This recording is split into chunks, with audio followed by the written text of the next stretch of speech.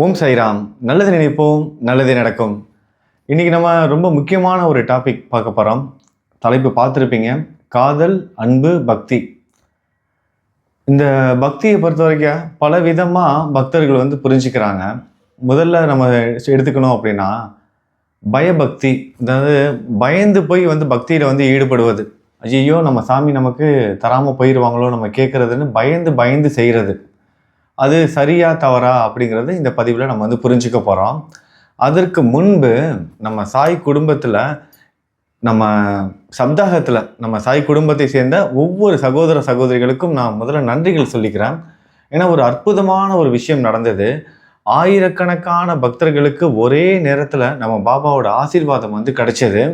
நிறைய பக்தர்கள் அதுக்கு ஒத்துழைச்சிங்க, ஆதரவு கொடுத்தீங்க. எப்போதும் ஒரு விஷயம் நம்ம சொல்லுவோம், உங்கள் எல்லாருக்கும் தெரிஞ்சது தான். ஊர்கோடி தேர் இழுக்கணும். அதாவது தேர் ஒருத்தங்க இழுக்க முடியாது. ஒரு தேரை இழுக்கணும்னா ஒரு குடும்பமோ ஒருத்தங்களோ தனிப்பட்ட முறையில் இழுக்க முடியாது. ஊரே கூடி இழுத்தாதான் அந்த தேர் நகரும். அப்படிப்பட்ட அற்புதமான ஒரு விஷயம் 7 நாள் சப்தாகம் நம்ம எல்லாரும் ஒன்றா சேர்ந்து கலந்துக்கிட்டோம். அதுவும் உலகத்தில் வெவ்வேறு மூலைகளில் வெவ்வேறு இடத்துல இருந்து வெவ்வேறு காலத்தில் வெவ்வேறு நேரத்தில் கலந்துக்கிட்டாங்க. 7 நாள் சப்தாகத்தில் கலந்துக்கிறதோட மட்டும் இல்லாமல் அந்த பிரார்த்தனையை அற்புதமாக அவங்க நிறைவு செய்தாங்க. அந்த 7 நாள் ஆன்மீக பயணத்தை அற்புதமாக நிறைவு செய்தாங்க. ஒவ்வொருத்தரும் அவங்களால முடிஞ்ச அளவுக்கு அதை எந்த அளவுக்கு நேர்த்தியாகவும் முறையாகவும் செய்ய முடியுமோ ஒரே நாளில் ஒரே நேரத்தில் செஞ்சாங்க. அது மிகப்பெரிய ஒரு பாக்கியம். ஏன்னா ஆயிரக்கணக்கான பேர், நல்லா கேட்டுக்கோங்க, ஆயிரக்கணக்கான பேர் ஒரே நேரத்தில் சாய் குடும்பத்தில் இருக்கிற சாய் பக்தர்கள் எல்லாரும் நல்லா இருக்கணும்னு அவங்கவுங்க வீடு பக்கத்தில் உள்ள கோவில்களில் போய் தேங்காய் கொடுத்துருக்காங்க. அது மட்டும் இல்லாமல் யாருக்காவது ஒருத்தருக்காவது 7 நாள் முடியும் போது அன்னதானம் பண்ணுங்க அப்படின்னு சொல்லியிருந்தோம். நிறைய பேர் அவங்க வீடு பக்கத்தில் இருக்க கோவில்களுக்கும், அப்புறம் அவங்க வீடு பக்கத்தில் இருக்கிற முடியாதவங்களுக்கு, ஆதரவு இல்லாதவங்களுக்கு, பெரியவங்களுக்கு, குழந்தைகளுக்குன்னு அவங்களால முடிஞ்ச உணவும் கொடுத்துருக்காங்க. இந்த மாதிரி பல உதவிகளை ஒரே நாளில் செஞ்சுருக்காங்க. யார் செஞ்சுருக்காங்க? நம்ம குடும்பத்தை சேர்ந்தவங்க, நம்ம சாய் குடும்பத்தை சேர்ந்தவங்க. ஒரு அற்புதமான ஒரு விஷயம்ல நினச்சி பாருங்கள். நம்ம எல்லாரும் சேர்ந்து ஒரு இடத்துல செய்கிறது எப்படி, எல்லாரும் வேறு வேறு இடத்துல இருந்தாலும் ஆத்மார்த்தமாக கனெக்ட் ஆகி அந்த சாயிங்கிற அந்த ஒரு மைய புள்ளி நம்ம எல்லாரையும் அந்த ஒருங்கிணைத்து கொண்டுட்டு போகிறாரு பாருங்க. அதுதான் குருவோட மகிமைங்கிறது. ஏன்னா யார் யாரோ எங்கெங்கேயோ இருக்காங்க, இருந்தாலும் கூட நம்ம எல்லாரும் ஒரே இடத்துல இருக்கோம், நம்ம எல்லாரும் ஷீரடியில் இருக்கோம், நம்ம பாபா நம்ம கூட இருக்காரு அப்படிங்கிற அந்த ஒரு உணர்வு இருந்தால் மட்டும்தான் அந்த விஷயத்தை அவங்க செஞ்சுருக்க முடியும். 7 நாள் ஒவ்வொரு நாளும் 2 மணி நேரம் நேரத்தை செலவு செஞ்சுருக்காங்க. குறைந்தது 2 மணி நேரம். அப்போனா 7 நாள்னா 14 மணி நேரம் செலவு செய்து அந்த சப்தாகத்தை நல்லபடியாக முடிச்சு. ஏன்னா 14 மணி நேரம் ஒரு வாரத்தில் செலவு செய்வதுங்கிறது சாதாரணமான விஷயம் கிடையாது. இந்த மிஷின் மாதிரி லைஃப், இந்த கலியுகத்தில் மிஷின் மாதிரி டைம் டேபிள் போட்ட வாழ்க்கை, இதை இந்த நேரத்தில் செஞ்சாகணுங்கிற அந்த ஒரு கால கட்டாயத்தில் இருந்துக்கிட்டு மக்கள் இந்த கலியுகத்தில் போராடி கலந்துக்கிட்ட ஒவ்வொரு சாய் பக்தர்களுக்கும் என்னோட வாழ்த்துக்கள் தெரிவித்துக்கிறேன். சாயோட அருளும் ஆசையும் நிச்சயமாக நம்ம எல்லாருக்கும் கிடைச்சிருச்சு. அதான் உண்மையும் கூட. கூடிய சீக்கிரமே எல்லாமே சரியாயிரும். ஒவ்வொருத்தங்களும் ஒவ்வொரு பிரார்த்தனைகளை மேற்கொண்டு சப்தாகத்தில் கலந்துக்கிட்டு இருந்திருப்பீங்க. உங்களோட பிரார்த்தனைகள் எல்லாமே நிறைவேறும். நம்பிக்கையோடு இருங்க. நிறைய நல்ல செய்திகள் வர ஆரம்பிச்சிருச்சு.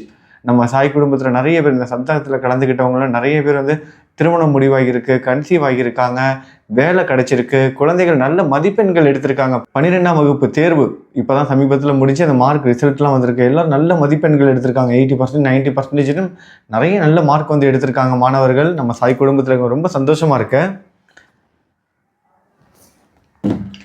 அப்புறம் இன்னைக்கு டாபிக் நம்ம சொன்னோம்ல ஆரம்பத்திலேயே, காதல், அன்பு, பக்தி. ஒரு கதை உங்களுக்கு சொல்கிறேன், உங்களுக்கே புரிஞ்சிடும். ஆஞ்சநேயர் கதை தான். நம்ம ஆஞ்சநேயர் எப்படிப்பட்ட பக்தருங்கிறது நம்ம எல்லாருக்கும் சொல்லி தெரியவே வேணாம். அவர் தான் நம்ம எல்லாருக்கும் ஒரு வழிகாட்டி, ஒரு முன்னோடி. அவர் தான் இந்த நாம ஜபம். நம்ம எல்லாரும் இந்த கலியுகத்தில் ஒவ்வொருத்தரும் ஒவ்வொரு விதமான வழிபாட்டு முறைகளை வச்சு கடைபிடிச்சிக்கிட்டு இருக்காங்க. ஆனால் அறியாமையினால் பல பேர் பல வழியில் போய்கிட்டு இருக்காங்க. ஆனால் சாய் பக்தர்கள் நல்ல வழியில் போய்கிட்டு இருக்காங்க. ஏன்னா சாயோட வழிகாட்டுதலோட கலியுக தெய்வம் ஒவ்வொரு யுகத்திலையும் ஒவ்வொரு விதமான பூஜை முறைகளும் வழிபாட்டு முறைகளும், யாகம் வளர்க்குறது, மந்திரங்கள் சொல்வது, விரதம் இருப்பது, அப்புறம் தவம் இருப்பது, இந்த மாதிரி ஒவ்வொரு விதமான வழிபாட்டு முறைகள் இருந்தது. ஆனால் இந்த கலியுகத்தை பொறுத்த வரைக்கும் நம்ம ரொம்ப எளிமையான முறையில் ஆண்டவனை அடைஞ்சிடலாம். ஏன்னா இந்த கலியுகத்தில் எல்லாமே கஷ்டம், எதுவுமே செய்ய முடியாது. நம்ம குறைந்தபட்சம் நாம ஜபம் ஒன்று செஞ்சால் போதும். அந்த குறைந்தபட்சம் கிடையாது, இதுதான் முழுவதுமான ஆன்மீக பிரயாணம். இதில் சார்ந்து தான் இந்த கலியுகத்தில் இருக்க போகுது, இருந்துக்கிட்டு இருக்கு, இனிமேலும் இப்படி தான் இருக்க போகுது. இந்த நிதர்சனமான உண்மையை புரிஞ்சுக்கணும். இந்த நாம ஜெபம் எப்படிப்பட்டது, அப்படிப்பட்ட அந்த நாம ஜெபத்தை வந்து நமக்கு முன்பு பல யுகங்களாக ஸ்ரீ அனுமன் அதை நமக்கு வந்து போதித்து வந்துகிட்டு இருக்காரு. ராம ராம ராம ராமான்னு அவர் எப்போ பார்த்தாலும் ராமனோட ஜெபம் செய்துக்கிட்டே இருப்பார். நம்மளும் அந்த மாதிரியான இடத்துல இருந்து தான் வந்திருக்கோம். ஸ்ரீ ராமஜெயம் எழுதுறது நம்ம குடும்பத்தில் இருக்கவங்களோ எழுதிக்கிட்டே தான் வந்திருக்காங்க. ஆனால் இடைப்பட்ட காலத்தில் இது எல்லாமே நின்று போயிடுச்சு. என்ன ஆயிடுச்சு, மூட நம்பிக்கை அது இதுன்னு. ஆனால் இப்போ நம்ம திரும்பவும் ஒரு மறுபிறவி எடுத்த மாதிரி சாயியோட பக்தர்களாகி இந்த நாம ஜெபத்தை வந்து பிடிச்சிக்கிட்டு இருக்கோம். இதை வந்து விட்டுறவே கூடாது. நாம ஜெபம் ஒன்று தான் நம்மளை காப்பாற்றும். சரி வாங்க இந்த ஆஞ்சநேயர் கதையை வந்து பார்த்துடலாம். என்னன்னா, ஆஞ்சநேயர் வந்து பாலம் கட்டுவதற்கு வந்து உதவி செய்தாங்களே, ஸ்ரீ ராமன் வந்து லக்ஷ்மணனோட போய் சீத்தையை வந்து மீட்டு கொண்டுட்டு வரணும். ராவணனோட போர் புரிந்து. ஆனால் இலங்கை வந்து தீவு. அப்போ கடலில் வந்து ஒரு பாலம் கட்டி ஆகணும். அப்போ கடலில் வந்து பாலம் கட்டுவதற்கு எல்லாரும் வந்து உதவி செஞ்சுட்டு இருக்காங்க. ஜாம்பவான் உதவி செய்கிறாரு, வானரங்கள் எல்லாரும் உதவி செஞ்சுட்டு இருக்காங்க. வானரத்தோட அந்த முதன்மையானவர் அனுமனும் வந்து உதவி செஞ்சுக்கிட்டு இருக்காரு. எல்லாரும் என்ன பண்ணுறாங்க, பெரிய பெரிய பாறைகள் கற்கள் எல்லாத்தையும் தூக்கி கொண்டுட்டு வந்து கடலில் வந்து போடுறாங்க. ராமா அப்படின்னு அவரோட பேரை நாமத்தை வந்து ஜெபம் பண்ணி போடும்போது அந்த கற்கள் எல்லாம் மிதக்குது. ராமனோட அருளால் ஆசீர்வாதத்தால் அந்த கல் எல்லாம் மிதக்குது. அப்படிப்பட்ட ஒரு அதிசயம் நடந்துகிட்டு இருக்கு.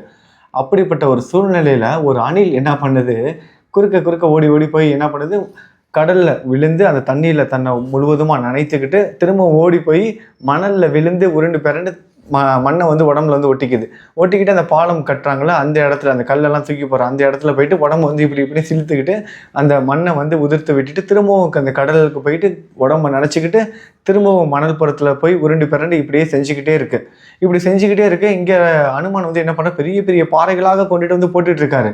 இந்த அணில் அவருக்கு வந்து காலுக்கு அடியில் அங்கே இங்கேயும் ஓடி ஓடி போகிறது அவருக்கு ரொம்ப இடைஞ்சலாக தான் இருக்குது. அதான் உண்மையும் கூட.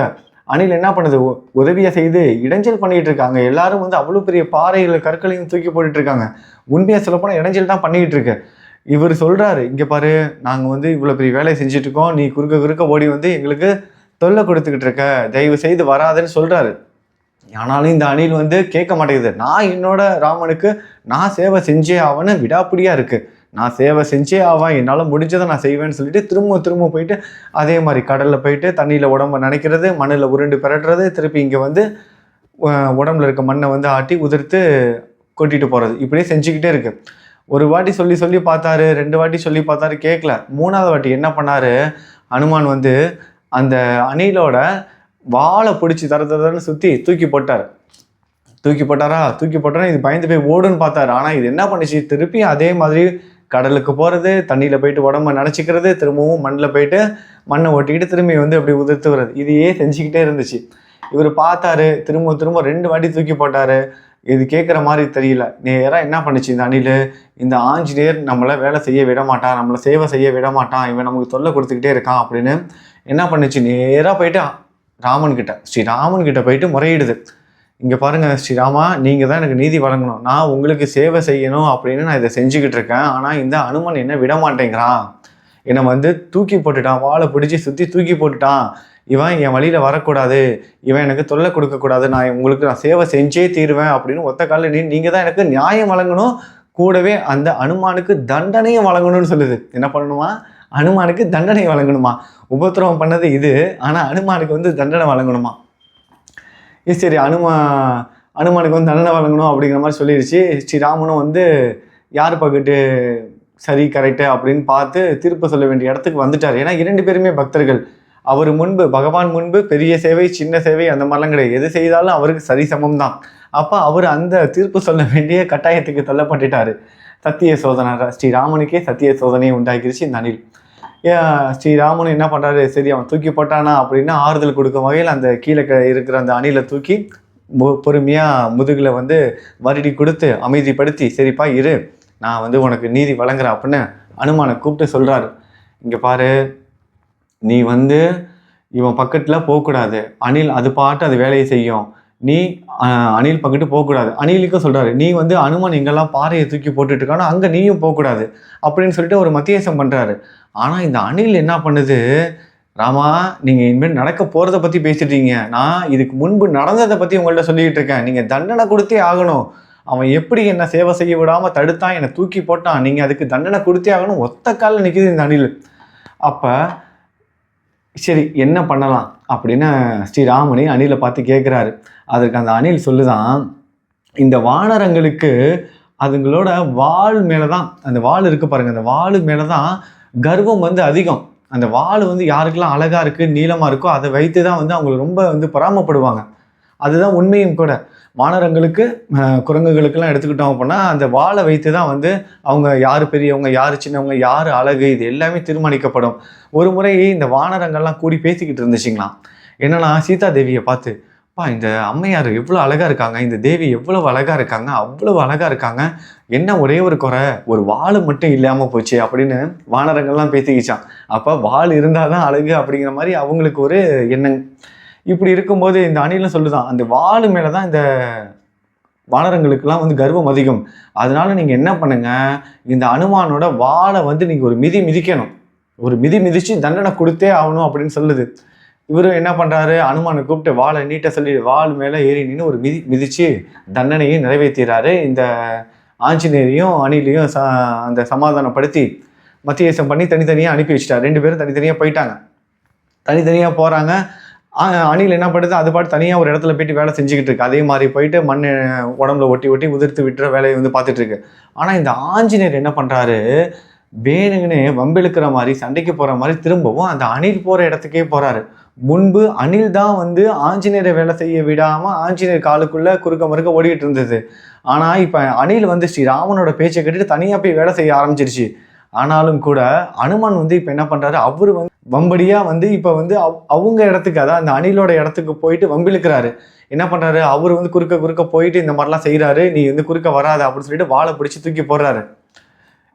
இவர் திரும்பவும் வருது அணில், இங்கே பாரு, ஏற்கனவே ஒரு வாட்டி தான் ஸ்ரீராமன் உனக்கு தண்டனை கொடுத்தாரு, உன் வாழை மிதிச்சாரு, இப்போ திரும்பவும் வந்து எனக்கு நீ அதே மாதிரி தவறு செய்துக்கிட்டு இருக்க, திரும்பவும் வாழை வந்து மிதிக்கணுமா அப்படின்னு கேட்குது இந்த அணில். உடனே அதுக்கு ஆஞ்சநேயர் சொல்கிறாரு, ஸ்ரீராமனோட பாதம் என் மேலே படுது அப்படின்னா நான் எத்தனை முறை வேணாலும் இந்த தண்டனையை ஏற்றுக்க தயாராக இருக்கேன், இந்த தவறை நான் தொடர்ந்து செஞ்சுக்கிட்டே இருப்பேன் அப்படிங்கிறாரு. எப்பேற்பட்ட அன்பு பாருங்க, ஆஞ்சநேயர் கொண்டிருந்த அன்பு அப்பேற்பட்ட ஒரு அன்பு. இறைவன் அவரோட பாதம் என் மேலே படும் அப்படின்னா நான் எதை வேணா செய்வேன் அப்படின்னு தைரியமாக இருந்தார். என் மேலே படும் அப்படின்னா நான் திரும்பவும் கூட இந்த தவறை செய்வேன் அப்படின்னு அந்த இறைவனோட அன்பை மட்டுமே எதிர்பார்த்து காத்துக்கிட்டு இருந்தார். அவருக்கு பயபக்தி கிடையாது, காதல் அன்பு கலந்த பக்தி. நம்ம பக்தியோடு சேர்ந்து எப்போதும் என்ன இருக்கணும், காதலும் இருக்க வேண்டும், அன்பும் இருக்க வேண்டும். அன்பும் காதலோடு சேர்ந்த பக்திக்கு இறைவன் அடிமை. நம்ம எல்லாரும் சாய் மீது இப்படிப்பட்ட ஒரு பக்தியில் தான் இருக்கணும். அன்பும் காதலும் கடந்த ஒரு பக்தியோடு இருந்தோம் அப்படின்னா சாய் நமக்காக வேலை செய்வார், நமக்காக எந்த அளவுக்கு வேணாலும் இறங்கி வருவார். உங்களுக்கு புரிஞ்சிருக்கும்னு நினைக்கிறேன். இனிமேல் இந்த நிமிஷத்திலிருந்து இதை எல்லாரும் கடைபிடிப்போம். நம்ம எல்லாரும் அன்பும் காதலும் கலந்த ஒரு பக்தியோடு இருப்போம். சரிங்களா? நல்லது நினைப்போம், நல்லது நடக்கும். ஓம் சாய்ராம்.